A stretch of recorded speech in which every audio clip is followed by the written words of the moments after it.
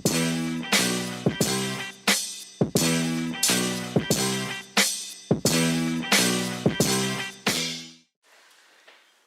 to the Franchise Sports Media Podcast. The Franchise, I'm Joe Arrigo with my partner, TQ, them franchise boys. Yes, sir. So, today we have a bunch of subjects we're going to talk about. We're going to get into UNLV football, the article that was on Franchise Sports Media, my article about the coaching situation over there, catching a little heat from it. Yeah, I need to drink a little vino on that. I'm with you on that. Next thing we're going to talk about, we're going to get into Colin Kaepernick and his workout, which happened Saturday. And we're going to start off with what happened on Thursday Night Football. Squeeze, last night, Myles Garrett, one of the best young defensive ends, lost his cool. It really was the stupidest things I ever seen on the football field. Yeah. I've been in football and around football my entire life. And I've never seen that happen. I've heard about it. Yeah. I heard about it. Matt Millen back in 1985. Yeah. The Raiders and Patriots at Right. the Coliseum. We were young bucks, probably running around the Coliseum then. Right. We were over there. Matt Millen, the Patriots general manager, got into an argument and was kind of chirping at Howie Long. Howie Long got upset. Matt Millen told him, and Matt Millen swung his helmet and clocked him in his head. And there was no fine, no suspension. That was a different day and time. Things have changed. But last night, if we go back and talk about it, it was the end of the game. The Browns had the game in hand. There was like 8 seconds left. They tried to run a screen pass. I don't know why the Steelers didn't just take a knee to begin with. The quarterback, Rudolph, throws a screen pass to the running back. Myles Garrett doesn't know he throws the ball, finishes off the play. Rudolph, in turn, starts pulling on his helmet, kicks him in his groin, and was twisting his head to Myles Garrett getting up. Trying to take his head off. Damn near took his helmet. You remember back when John Madden was doing stuff with Pat Summerall on Fox? Yeah. Boom! Oh, his head's on the ground! Oh! So you have that side of it, and he takes his helmet off, and as he's being pulled away by Steelers offensive linemen, the quarterback runs up and antagonizes and keeps talking trash. My first thought was, what the hell is going on around here? Like the Vince Lombardi voice. The next thing was, why is this dude running up on him? He's got a helmet. Next thing happens, boom, you see it. He swings the helmet. The bottom of the helmet hits his head, and the quarterback goes, he hit me. What are you going to do? Starts talking again. Another lineman from the Brown runs up, hits him. The Pouncey brother starts swinging on Myles Garrett, starts kicking him. They break it up. The game was over. First of all, what do you think about the whole situation? We're not even going to talk about the discipline yet. It's like, where do we start? Well, let's start at the beginning. What do you think about the situation? Well, my first point is, just like you said, why are we in that position at that point in the game running screenplays? That's number one. Fine. I mean, whatever the reason that happened, we don't understand. Whatever. My first thought was, Rudolph has got a chin and a head. You know what? Because when I saw the helmet come down and I saw it hit him, I'm like, I just know I'm about to see blood go everywhere and this dude is about to hit the ground. Right. This guy turns and looks at the referee like, did you see this guy just hitting me in the head with him? And then charges after the dude, I'm like, whoa. Like, that was first and foremost. It scared me because Myles Garrett is one of them Khalil Mack, Bill Hulk Hogan type. He is. And he's a different cat, too. If you don't know Myles Garrett, he likes opera. He likes dinosaurs. Yes, he's different. He's very eclectic, and he doesn't really fit in with his teammates. Right. He's been very open about that. Yeah, they kind of think he's on the weird side. Yeah, he's a weirdo. Right. I like him though. I do too, because it's something within him that when he gets on that mode where he wants to go get the quarterback, he cannot be stopped. No, and he's only doing it with one move. Yeah, exactly. If he learns a counter move, a bull rush, something. Oh my God. But like he gets there, and he's a hell of a player. So and then I was watching not too long ago. He was doing an interview, a sit down with somebody. I don't remember. E60. Yeah, it was E60, and his demeanor does not match what happened last night. Okay, we both come from a different part of the country. We're both from California, so LA, IE. So we're raised a little different. Absolutely. We've both been in fights. We both have been in situations where I blacked out. All I seen was red and blacked out. Yeah. I think that's what happened to him. That's exactly what happened. I think he got kicked in his groin, yeah. and he was like, this mother's right here. Twisted So, and that's not fun. It happened to me. I got this scar up here from the same thing. Somebody twisted my helmet. I no scar. Well, it's in there somewhere.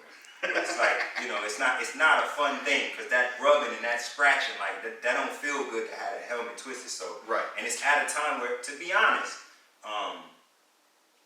they was doing a pretty good job on Garrett himself.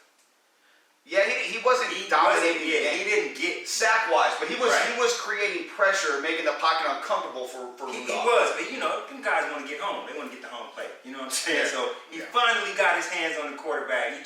That urge to just take him down. I want to take him down. But at the same time, I don't believe that he knew that the ball was gone. Number one, that's where the quote-unquote late hit came from. But the biggest issue here, let me say this before I get into intent and instigation. The bottom line is this: you cannot swing your helmet on national TV on a player that doesn't have a helmet on. You could have killed him. Period. That's the bottom line. Not saying it would have happened, but it could have happened. So, Myles Garrett, whatever his punishment is, deserves some kind of punishment. But for Mason Rudolph to get off without any punishment, just a fine, is absolute. Oh, so they gave him a fine. They said they're going to fine him. They don't know how much yet. But here's the thing: earlier in the year, in training camp, Kyle Long, Howie Long's son, with the Bears, got into a fight with the teammate, swung the teammate's helmet and hit him. Really? In training camp. Wow. So, is this a bigger issue because it was on national television? Absolutely. Okay, I agree with that. Yeah. Now, I don't think, and I'm going to just be brutally honest, as I always am when it comes to this. Don't tweet me about race. This is not black and white, who got suspended, who got fined, who did it. It's not black and white. This is on the field. That's rule number 1 in football. Do not take your helmet off, and if you do, look for someone with the helmet because they're going to swing their helmet at you. Right. I got reminded of this today. My roommate, we grew up together, played high school football. We were playing San Gregorio High School, up for San G. One of our players gets into a fight. He takes his helmet off and drops it in the middle of the game. The kid on the other team picked it up and wrapped him with the helmet. We leave the benches. Yeah. Coaches are fighting each other. That was a dumb move. It was, but your first thing, coach, is why would you take your helmet off? Absolutely. Leave it on. Now, to where it is now, you said that he has a chin or a head. He didn't. He got hit with the bottom of the helmet, not the crown, not a face mask. Still. Crown or face mask, they splits him open, and we're talking about somebody that's potentially going to jail. Yeah, but that's Myles Garrett swinging that joint coming down, man. That didn't feel. I bet you got a lump up under that hair. You might not have broke the skin or nothing, but it is not feeling good. Okay, so I guarantee that. I got a headache. He gonna have a headache for a couple of days. And he just came off concussion protocol. That's my point. Like that's what I'm saying. And like, come on, man. We know, like that's just the most egregious, worst time. Like, the climate of everything right now. Like, head injuries and stuff is at the like people are suing the NFL for head injuries. My brother's part of that suit. You know what I'm saying? So it's like that. You gotta know that that's just something that you just can't do. And it's one of those things where you're at the end of a historic game because Cleveland ain't beat 9 years.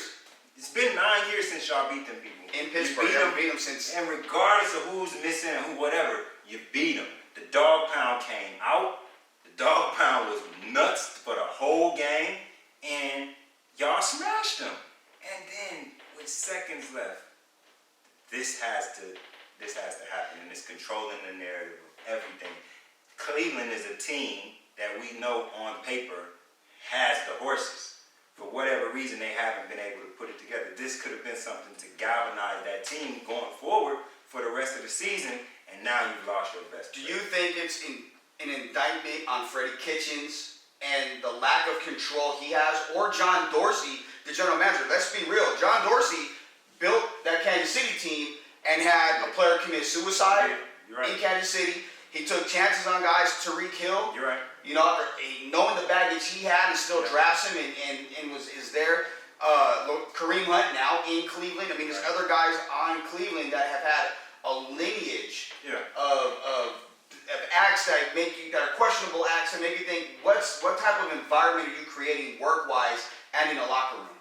Well, I've seen a couple of people make the point about kitchens and the environment and just the vibe of how the game was last night. A lot of headhunting out there last night. A lot of, fire-packed hits out there. But then I remind everybody, this is the AFC North. These are rivals. Always been that way.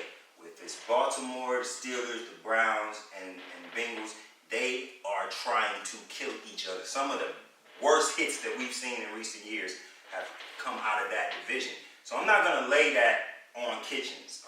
I have some problems with Kitchens' performance on the field with all of the play calling weapons sucks. Yes, garbage. But as far as a culture there, Myles Garrett simply snapped.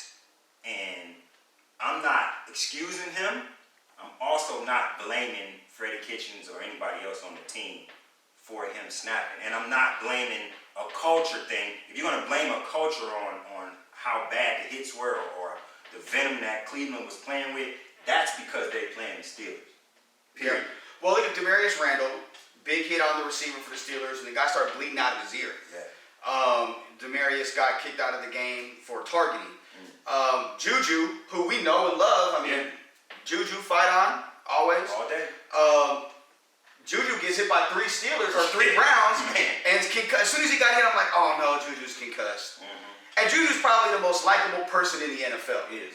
And so you knew what type of game it was.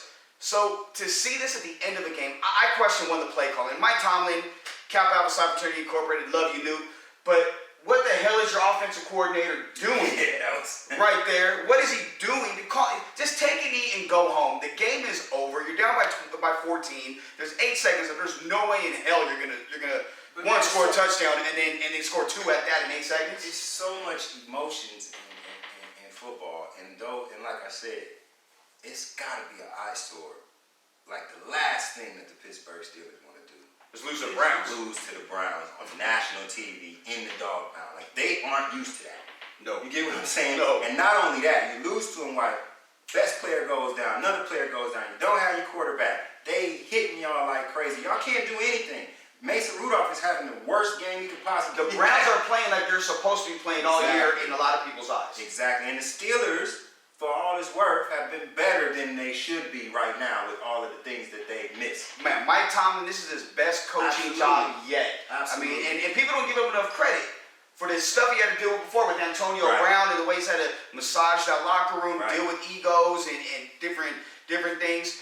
So for me, and I like how he handled it last night. Somebody, a guy out here in Vegas was like, oh, way to answer questions, Mike Tomlin. You need to answer them. No, you don't. No comment is the right thing to say right there because I'm pissed off. My guy is hurt. There's a brawl. We just lost. I'm not saying a word about that. And I'm about to lose players. I know I'm about to lose players. I'm about to lose important players to my team, just like they are. So it's like I'm in the same rage as my guys had on the field. Exactly. And I'm the guy that has to be bigger than allowing that emotion to take over. So no comment right now. Shut up. Next question. So speaking of losing players, let's talk about punishments. So this morning, I woke up from no sleep last night because I literally passed out. And I woke up to indefinite suspension for Myles Garrett. Right. 1 game for his teammate that cross-checked Mason Rudolph, which I thought was hilarious. You look at Mason Rudolph afterwards, he hits him, looks at him, and was like, bitch. Like, is that all you're gonna say? Like, you're not gonna just sitting on your ass and you just kind of and then what else you gonna say? And then Pouncey gets 3 games, and I'll say this. I think what's gonna happen is Pouncey, they're all gonna appeal their suspensions. I think Pouncey's got a legitimate chance to win his appeal because if I'm a teammate and I seen that, I'm going to him, dapping him up. I got you, bro. Whatever you need. Whatever the fine is, we're going to chip in and take care of that for you. That's being a good teammate. Agreed. 3 games may be too much. I can see him dropping it down to 2. I think and I can't pronounce the guy's name. That's what I'm saying. Number 65 for Cleveland. Right. I think he's got the 1 game. I think they may bring that down as well to a hefty fine. I don't think you're going to see Myles Garrett's suspension reduced at all whatsoever. Yeah, I posted it as soon as I saw it. There's no way, and if you know, like I say, I like Myles Garrett. I actually like the Browns. I like the team that they put together, and I wanted to see them do better than they did this year. But if don't tell Caleb Myles Garrett plays, yeah, I shouldn't have said that. If Myles Garrett plays another game this year, Raider Nation should revolt. Yeah. There is no way that you can put Burfict out for a whole year. And I understand that that's because of a whole lot of bullshit that Burfict's been doing forever. I completely understand why they did what they did to Burfict. My point is, I have not seen with my own eyes on national TV any player do anything that bad. The last thing that I can remember would have to either be Ron Artest or maybe Mike Tyson biting Evander Holyfield's ear. I can't remember anything that was so that's over the top ridiculous. That was the most egregious thing I've seen in sports in a long time. If I'm going just football, I'm going to say Burfict, what he did to Antonio Brown.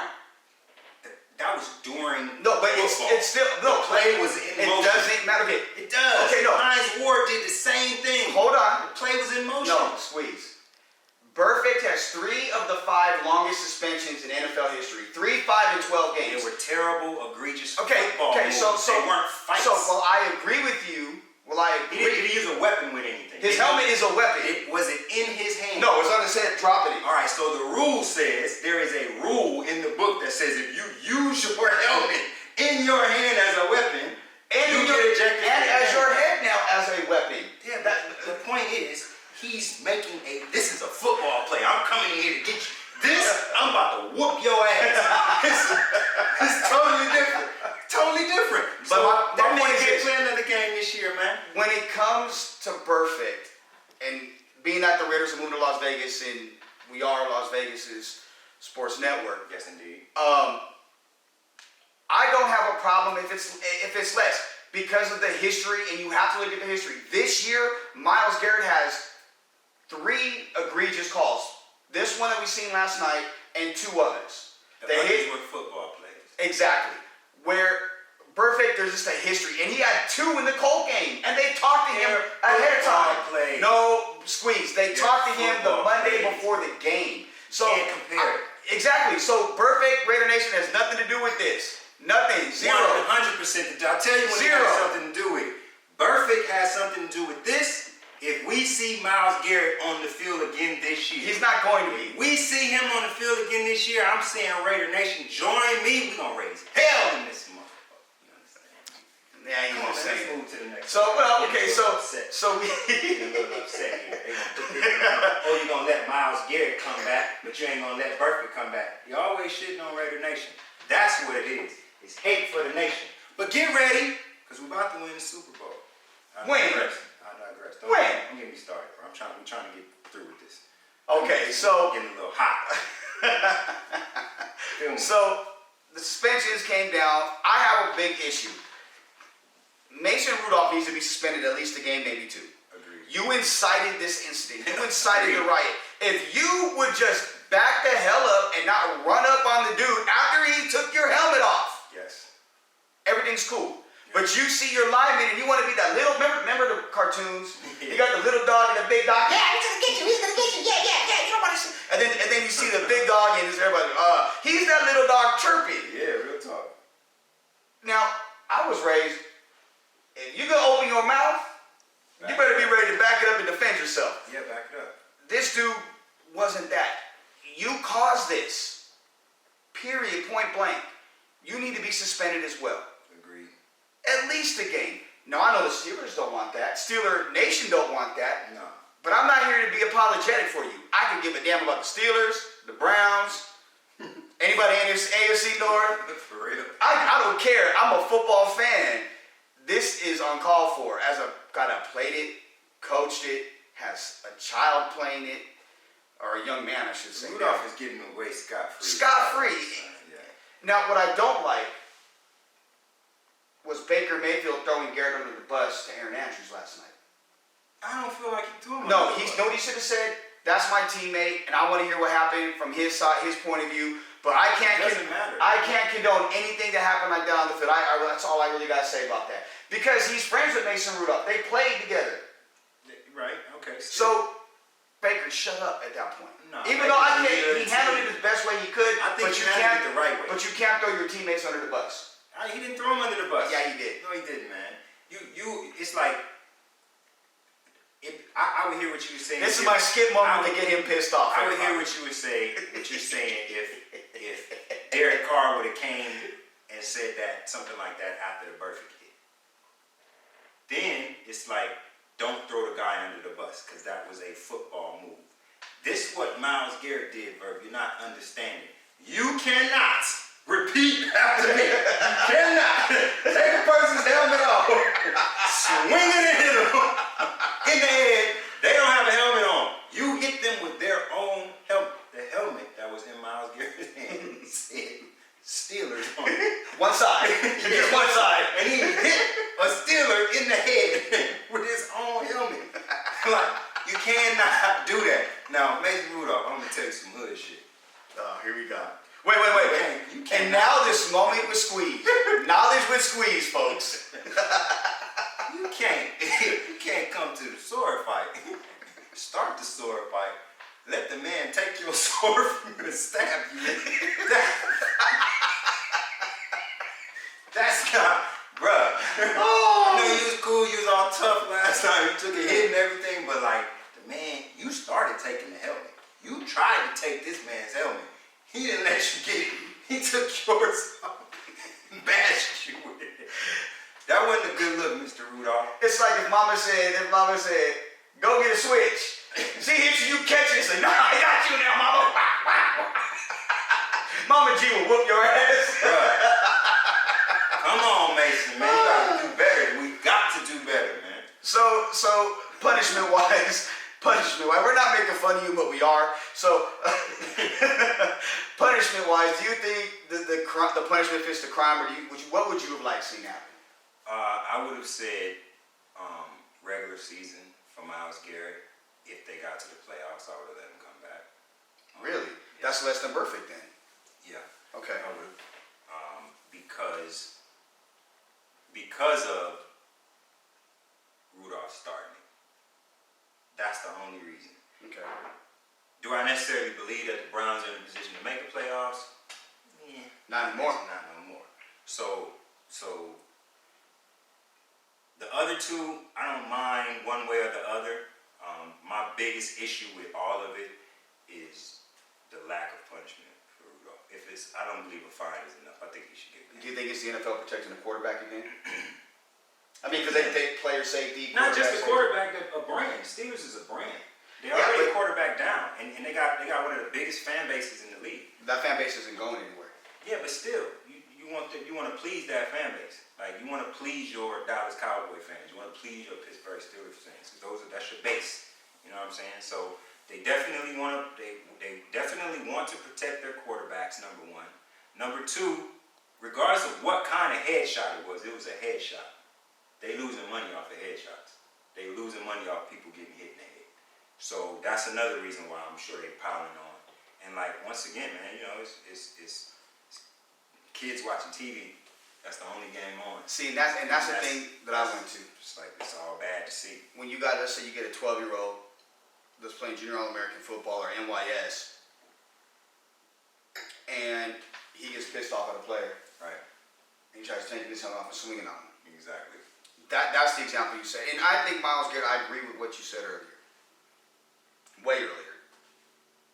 That Myles Garrett blacked out and he snapped. 100%. And you've seen it in the locker room afterwards. He said he'll address the team. He issued an apology today to everybody, from his teammates to Mason Rudolph, the Steelers, the NFL. He's an intelligent man. He's not dumb. Right. I think him being suspended for the year makes sense. I would extend it to the playoffs if they made it to the playoffs. That's a minimum 1 game, so it'll be 7, as many as maybe 10. So that would be would fit the crime. Whatever the highest amount of money you could find him, because in 6 games he's losing $806,000 in change. So you find him an additional, let's say $250. That's basically $1.5 million fine. You know, and the thing with athletes in general, folks, if you don't know, and we've been around them most of our adult lives, and even before that, a fine or a suspension is not going to bother a player. Right. Taking their money is going to bother a player. Right. Why do you think AB's so pissed off right now? Bread. $30 million pissed away. I'm free. Yeah, you're free of getting paid. That's what you're free of. Shit, cash free. But at the end of the day, the highest fine possible for Garrett. Yeah. Pouncey, I'll drop it down to 2 games. The other guy, highest fine possible for him. And then Rudolph gets a game or 2. That would be me with a fine. Game and a fine. And then the team's got $250,000 fines today too. So, and this break is brought to you by Al's Garage and John Cutter's. The district not the district, the corner of Summerlin. The corner of West Summerlin. Man, it is a cool spot to go to every weekend, man. 9 to 9 happy hour all day. All day long happy hour prices. The food is great. The dry rub wings. Boy. The drinks off the chain. Talk to Justin or Danny. Yes, indeed. Man, the workers there too. Yeah, all the waitresses cool. They hook you up. So that's definitely the spot. Everybody in Summerlin for UNLV away games, Raider games, Golden Knight games, you name it. Al's Garage spot. Okay, Sunday. Have you ever gone to John Cutter's on Sunday? I haven't. John Cutter's. Oh, it is half off all steaks. John Cutter's on Sunday. Drinks are off the chain. You have the meats. It is, and it's bomb to go. And I know you don't eat a lot of steak. No, I can't mess with that. But they got chicken and stuff there too. But I'm go. telling you, John Cutter's is a spot to go. That's where you need to grab your stuff. Tell them Squeeze, Joe, tell them the franchise sent you and they'll take care of you. There it is. All right, so let's get to the next bit of news. And it's noteworthy. The brother from Kappa Alpha Psi Fraternity Incorporated, don't hate. Everybody wants to be a noob. Anyway, my brother, Colin Kaepernick, he has a workout. It's unprecedented. The NFL set it up for him. Right. They said, okay, on Tuesday we'll give you a workout. Now, what people don't know about this, and I think it's starting to come out, it's going to come out at some point on Friday, is Jay-Z is the one that pushed to have him get a workout for all 32 NFL teams. He took the bullet for Roger Goodell, and he was pressuring him, and Goodell finally caved. So I give Jay-Z a lot of love for that. The Rock! So, let's talk about this. My issue with Kaepernick isn't the fact that what he stands for, because I agree with him. There's a lot of social injustices that need to be brought to mainstream America's attention. I think for far too long there's been people that live in different areas that are socially and economically challenged that have been really hunted on and preyed upon. Right. We grew up in areas like that. Absolutely. So we've seen it firsthand. We've lost friends to this firsthand. And I think we've been victims of it ourselves firsthand. Hell yeah, got some scars to show. My issue with Kaepernick is this. One, if you think, folks, he's coming in to start for an NFL team right away, it's not going to happen. He's been out the league 3 years. He's 32 years old. He needs to go somewhere, get acclimated in the system, if he isn't already acclimated with it. And he needs to sit behind somebody and then be one of the top backup quarterbacks. So when kind of you earn your place then, you earn your keep going forward. I can see a team like Baltimore, even though they have RG3 to back up Lamar Jackson, who I think is MVP, as a potential fit. Seattle, I think Green Bay, you got a guy named Tom Boyle is your backup there behind Aaron Rodgers. I know you can just Green Bay, you're shaking your head no, he hates. I know you put something on franchise earlier saying that you think the Raiders would be a good fit. I think damn near any team would be a good fit. But see, the thing is, the Chargers would be an excellent fit. Great fit. Because they don't have a quarterback. Phillip Rivers is washed. That's done. Gotta stop disrespecting Phillip Rivers. He's done. He's done. Another story for another day. Yeah, we'll get to that some other time. We may have Nick Hamilton with us to talk about that. There we go. So, my point is this. My biggest beef with Kaepernick isn't with Kaepernick. It's with his girlfriend, Nitty, or Vanessa, whatever her name is. Vanessa's been the mouthpiece for Colin this entire time. Colin's lost his job and lost millions of dollars. Oh yeah, he got his Nike money, and he's got his money from out of the settlement with the NFL. But she's kept her job at Hot 97 in New York. Yeah. She kept her job with the USA channel, hosting Talk Stoop in the afternoons when you're watching Law & Order and Law & Order SVU. Yeah, that's his girlfriend having those conversations. And she's also kept her job with VH1 or Viacom, who owns VH1 and TV, hosting various, Love and Hip Hop, Real Housewives of Insert City. But she's never lost money over anything, but he has. She's cost him money. My issue isn't with him, it's with her. And I think it's a good thing that the NFL is doing this, and I hope all 32 teams show up. Why do you feel like she's cost him money?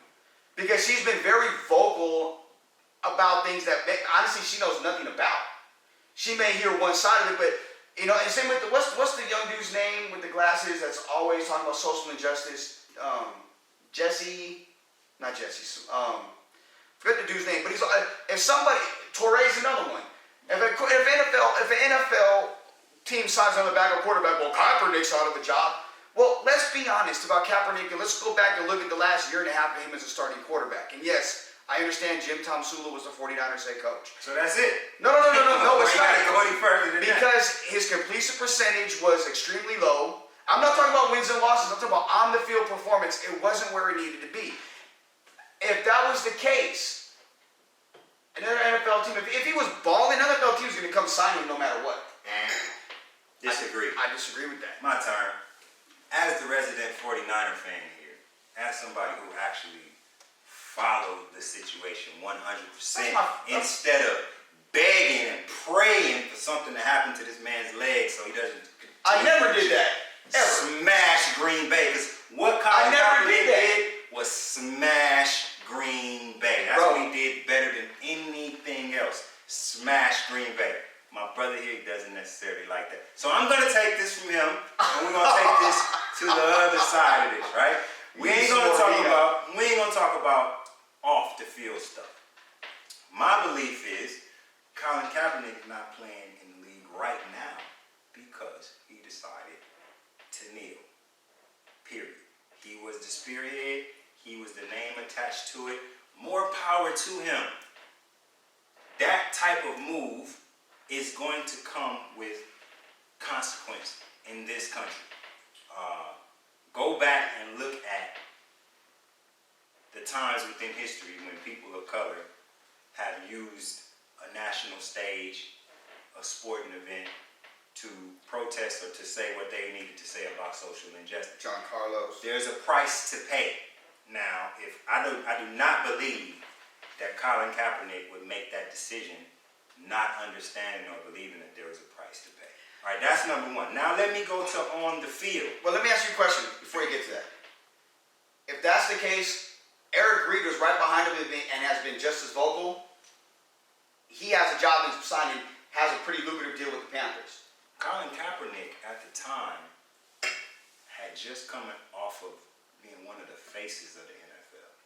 Colin Kaepernick came in and completely changed everything. Michael Vick was Michael Vick. But these kids that are playing right now, they're playing Kaepernick, Greg Roman ball. Yes, that's what they're playing. I will sit up here and I will tell you because I was there. Lamar Jackson got to Baltimore because of Kaepernick. That's how it happened. It happened in the Super Bowl, in the second half, when Ray Lewis is on the sideline praying, calling, saying, God, turn the lights off. I was there. I watched it. John Harbaugh is sitting there looking at this guy. He can't do anything with him. If it wasn't for Cap missing Randy Moss at the last play of the game, 49ers win that Super Bowl. That's when it stuck in his head. If I get me one of those, like my brother has, I'm going off to the races. If I had that guy in this game would not be close. But wait, who won that game?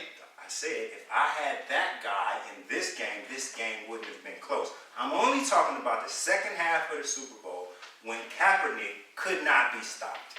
So, the point that I'm making is, show us that guy and understand that that is the only way that you're gonna get anywhere. Squeeze. You took the initiative upon yourself. I'm speaking directly to Kaepernick. You took the initiative to speak out.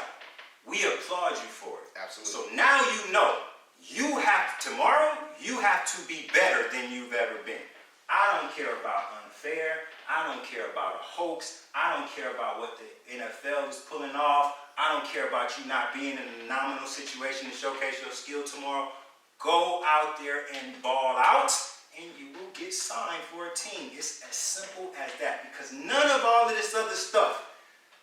You can hit somebody in the head with a helmet on the field and still play again. And so all you gotta do, brother, is go out there tomorrow and perform. Don't listen to none of the naysayers, to none of the game has come back to Kaepernick. See, but all of these other teams are seeing that's the way to go. The college game is coming. Look at the Cardinals. They have literally adopted the college game. Look at the Ravens. Okay, they've adopted a college way to play this game. That RPO, Kaepernick and Greg Roman, bro. That's when that went off the rails. I don't disagree with you, but I'm going to say this, and I know you're going to disagree with this. And Colin, no disrespect, but Lamar Jackson is a better quarterback overall and a better passer than you. He's more electric with the ball in his hands than you. Lamar Jackson is the MVP of the NFL right now. No disrespect. I'm going to say everybody knows I said this already. No, I've been a big Lamar Jackson fan. I thought he was the best quarterback. I would have taken him. Monday morning beef. Look it up. Go ahead. Let me ask you a question. Wait. Before we can look it up. No. Look it up. Who told you first? Jackson, Deshaun Watson, and Patrick Mahomes.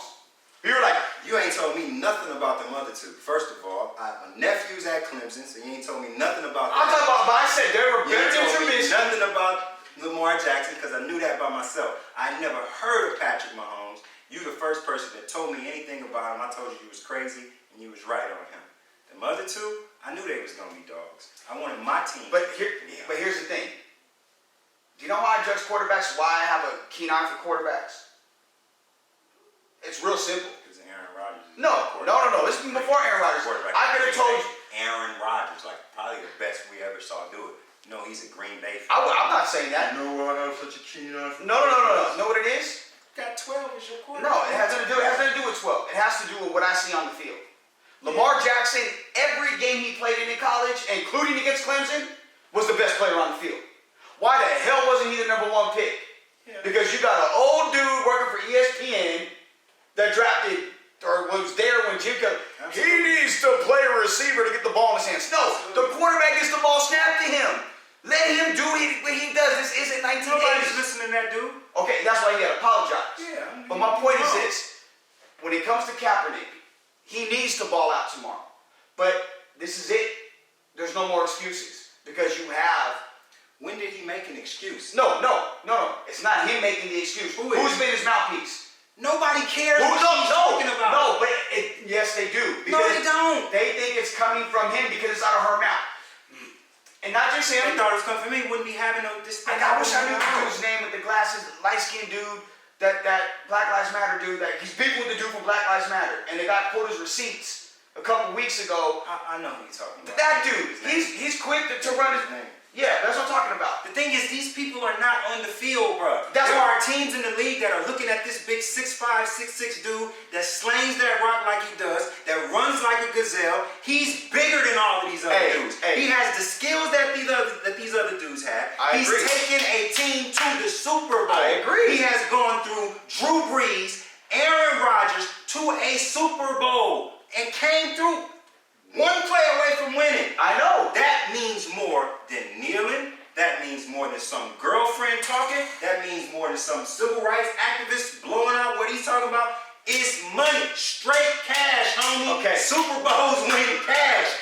Some team, if that man comes out there tomorrow and does his thing, some team is going to sign him because they believe that he can help them. And if he gets an opportunity to come out there and start, he will be somebody's starter. What I think happens is he'll get signed going into next year where he has a full off season to learn something.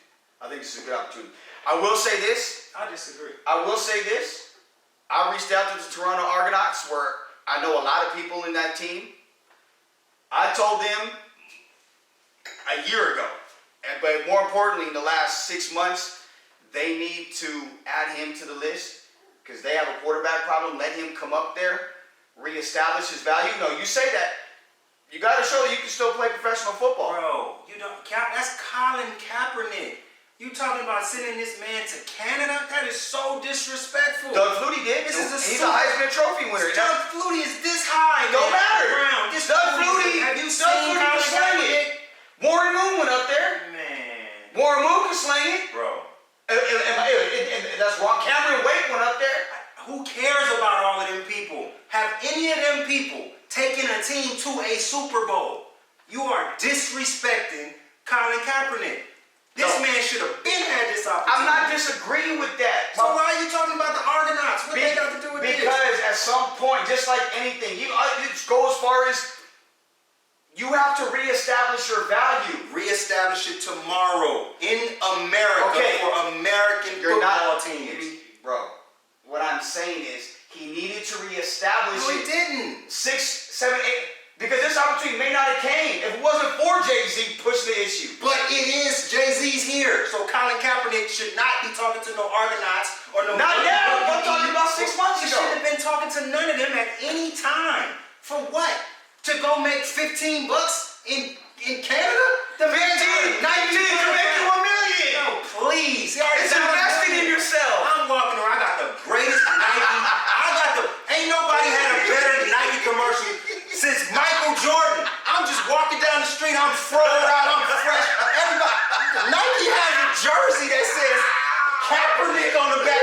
The man don't even have a team. He don't have nothing. It just says Kaepernick. And this guy wants my big 6'5" ass. And I'm walking down the street with to go to Toronto to play for the Argonauts? Are you serious? That's Green Bay. Hey, you know what? I'm gonna point this out. The reason why I have this on button is something that he told me. I cannot believe this. Did you hear? He said the Argonauts. Well, Squeeze. I talked to the people at the Argonauts and told them to get. Bruh, if Colin Kaepernick was here, he'd take his helmet off and hit you upside of the head. And I wouldn't fall either. I'm saying, but that was, folks, that was my second Skip Bayless moment with him to get him like that. Because I know I was going to push his butt. Crazy with this. Crazy. But look, and also let's close this out with Kaepernick like this. I honestly feel that's a great job by the NFL. Even though I think it's a PR stunt. But I think it's great that Colin Kaepernick's going to have an opportunity to show himself in front of the teams. The teams that don't show up, I don't care who they're. If it's Green Bay, I know Dallas said they're not going. Really? Shame on you. Shame on you. I don't believe it. Do you believe that? Jerry Jones said it. Really? Jera said it. Jera says it, I believe it. Why not? That's a dumb move. It is, because he would be a great backup for Dak. Great. They play the same. Great. So, but my point is... Everybody needs to look at how Sean Payton uses that number 7 down there. What's the guy? Taysom Hill? Taysom Hill. Guess where he came from? The point is, it's being shown how Colin Kaepernick can help a team right now. So I personally believe that if he performs well tomorrow, he'll be on the team before this season is over. I agree, and I think I would ideally like him to be on the team, but I think more realistically from an NFL, knowing how franchises think standpoint, unless he's familiar with the offensive system, they'll take a look, they'll sign him after the season ends, and give him a full offseason to get acclimated to the playbook and give him the best opportunity to get on the field and make an impact. It'd be very hard for him, 3 years not playing, bro, to go into a system, to learn an offense, and then expect to be an impact. Because there's going to be pressure He can go to the Ravens and play today. Wherever he goes. He can go to the Ravens and play today. Wherever he goes, there's going to be pressure for him to start. Unless it's New England, New Orleans, or Green Bay. Anywhere he goes. There's not pressure for him to start in Kansas City, Houston, the Ravens, the Raiders. What are you talking about? I think there's a faction of Raider Seahawks. There's a Seahawks. I would agree with that. There's a faction of Raider Nation that wants to see Derek Carr out of there. So yes, I do think Derek will be there. Nobody's listening to them. You know, we drink more than everybody else. We indulge in a lot of different things. You gotta catch them earlier in the day, right? You know what I'm saying? Raider fans, they're a little bit different. Can't listen to everything. But I think a team like Miami, absolutely, definitely. Ross won't sign him. No. But that would be a great opportunity. He ain't going down south nowhere. Hang it up. Atlanta would be a good opportunity. It's not. And they're right there doing it at the facility. Yeah. Julio will be like, hell no, only quarterback can throw. Yeah, I can't see it. I can't see it. Julio and Calvin like, nah. I have to get out of that Bible Belt, bro. They listen. I want to do this. I want to move on from this point. We wish Colin Kaepernick luck, but supporting you, Newt. I want to say to Las Vegas and to all of our readers, you wrote a piece in your weekly blog, WWJD, What Would Joe Do, this week, and it was a great read, by the way. Good job, my brother. Appreciate you, brother. Speaking about the status of Las Vegas football, from the college level at UNLV all the way down to a lot of things happening on the high school level, and your situation in all of this, it can be a bit sticky. You know what I'm saying? You got friends in high places, you got friends in low places, but you also have journalistic integrity. Yeah. And you have to walk a fine line between, you know, your friends and colleagues and keeping true to what it is that you do for the franchise. And I personally think in your blog, you did exactly that. I encourage everybody to go and read the blog. It's WWJD number 3. What Would Joe Do? It's the unapologetic truth. And you got some flack. Wow. Some of the stuff that you wrote. The stuff that you wrote about UNLV and the stuff about high school.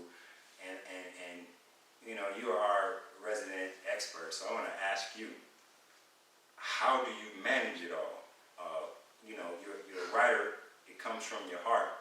You try to speak the truth as much as you possibly can. But when it comes down to people's jobs, when it comes down to people's kids, when it comes down to people's student athletes, they get a bit emotional about it. And I'm all tearing up right now thinking about it. So you know, give us a little bit. Like I said, you caught some backlash about the high school kid a couple of weeks ago. Yeah. Caught some backlash about your relationship with Gorman, which you really don't have a relationship with. And you caught some backlash about listing possible replacements for Tony should he not keep his job after the season. How do you navigate this hell? Man, it is a hell. The last couple of days have been tough. Look, let me start by saying this. Tony Sanchez is a friend of mine. I love and respect Tony, the entire Sanchez family. Tony was there for me with everything, with my ex, reaching out to me. I've been there for Tony for various things. I know what he's been up against, privately and publicly. He raised over $30 million for the Fertitta football complex. He helped get the stadium passed. So Allegiant Stadium can happen in less than 6 months for UNLV and the Raiders.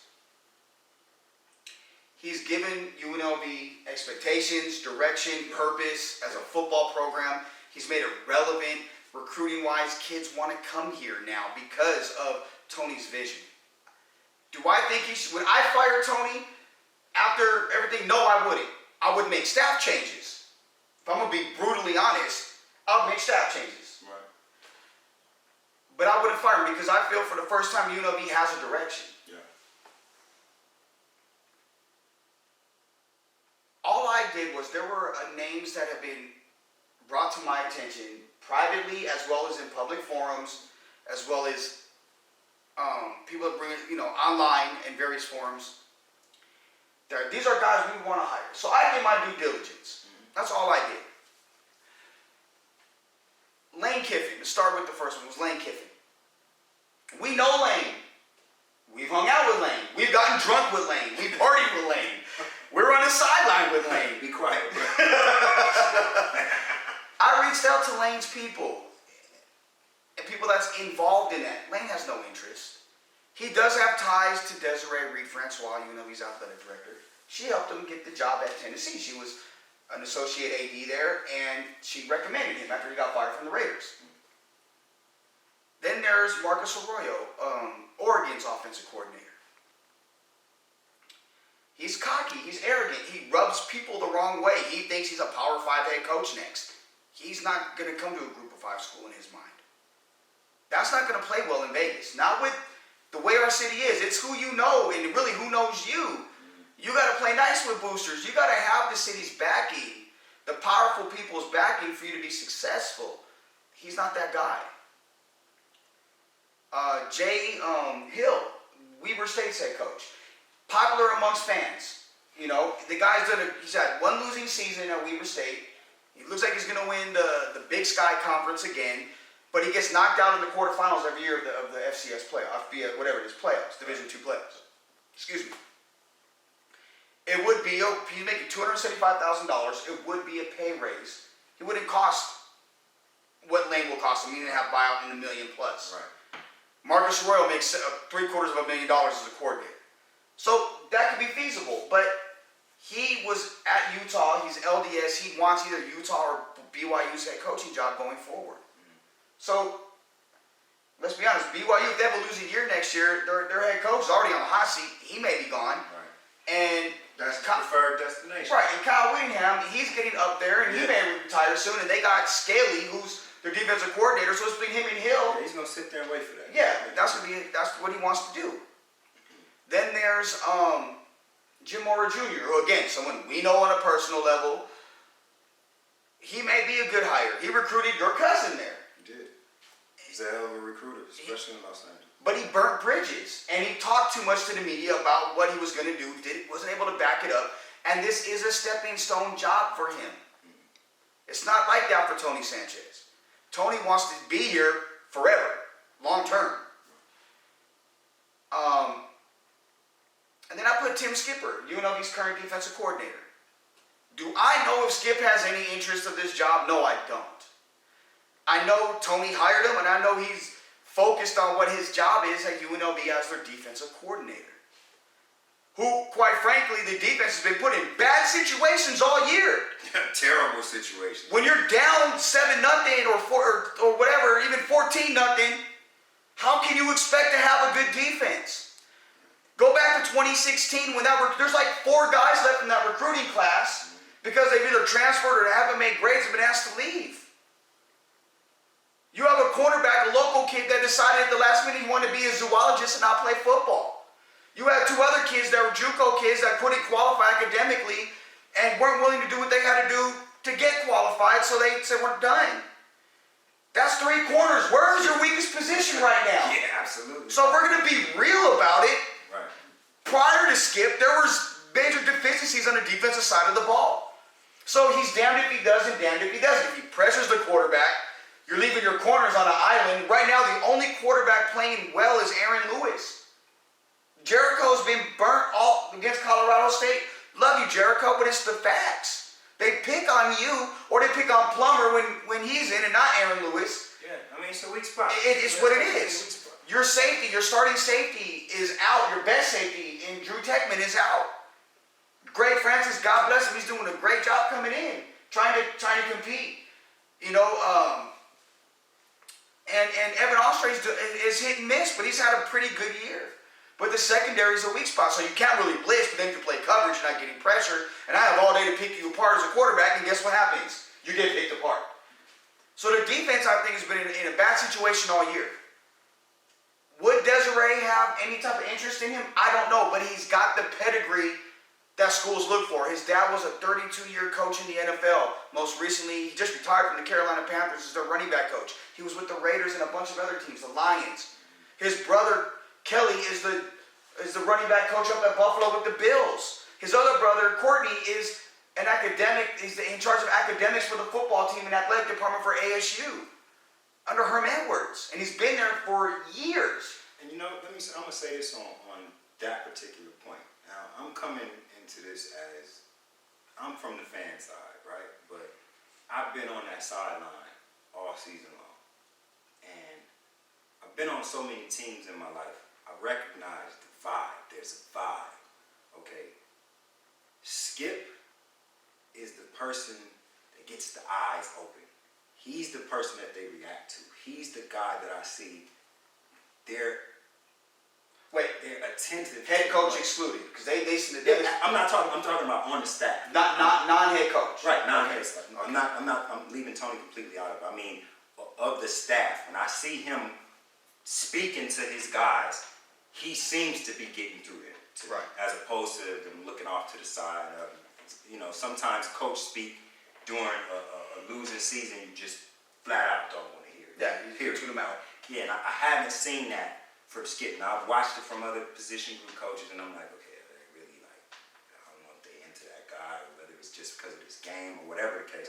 But with Skip, it seems like he's liked amongst the players. So when you wrote that part, I knew it would ruffle some feathers just looking at the situation. But I mean, I agree with you, man. I believe that this program has made some big strides in this last 5 years. I believe that the city of Las Vegas and UNLV fans have to be realistic. Like, you don't build powerhouse programs in 5 years. Yeah, so when you wrote that part about Skip, I say, you know what, you're gonna receive some flack for this because of.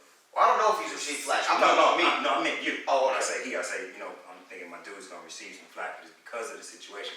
But I completely understand where he was coming from, and I think that overall, we as a city, as fans of this team, we're a little bit delusional. You know what I'm saying? We have to look at the strides that have been taken. You got to take baby steps to try to change a coach every couple of years. Man, it's just not the way you're going to build it. I like Skip to something you can relate to. Skip is at Orgeron at USC. Yeah.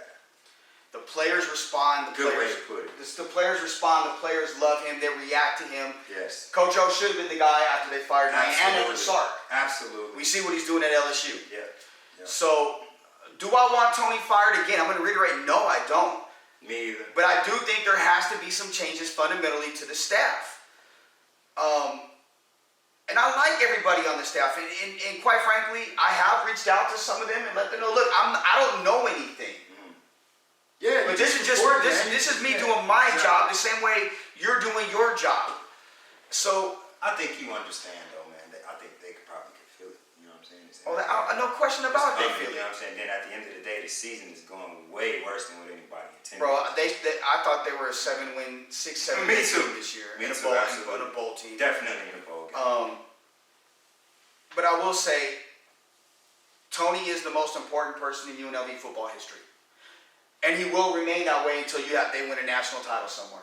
Because he's the one that set the foundation and modernized the program, and he's the one that gave this program, again, purpose, expectations, and brought it to the millennium. And without what he has done thus far, this program would be no better than a Fort Lewis College in Durango, Colorado. That's the reality of it. But that is my reason for wishing that they could give him a little more time. I hope they do. I don't know. We'll find out in the next few weeks. Yeah.